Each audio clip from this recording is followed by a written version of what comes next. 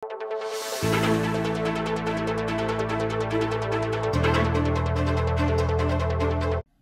na patas ang excitement and of course, intensyon ka rin kandidata, supporters ang pong netizen kabang papalapit ya, in coronation night ng Miss Universe Philippines 2024. Kaya pamong meron pa ta preliminary competition niting May 20, asabing best foot forwarding binyeda ring 53 candidates king karelang performance. Makanyan man, eya pay lakwan ng pambato ng Pampanga ay Cyril Payumo at Tubong Porak Pampanga. Metong yakarang mag-standout king may sabing kompetisyon. Kalwal na pang Payumo king swimsuit round, antimong pesilabaning stage king kayang sultry and sexy walk.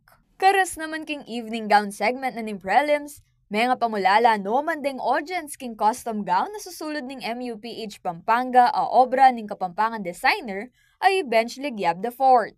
Inspired yaking karakter, ang pang personalidad ng Payumo antimong Gold Royal Queen.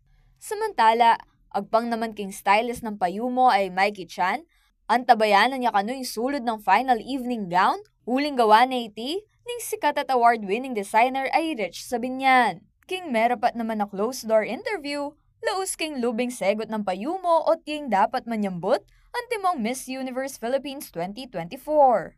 You know, as someone who grew up with my grandparents and witnessing the lives of the indigenous people, I really gained courage and knowledge for me to be able to fight for their rights. And as I joined here in Miss Universe, I want to step out to promote authenticity, empathy, and inclusivity. And I'm here to remind everyone, especially the younger generation, to never leave it themselves, especially when achieving their dreams, just like what I did.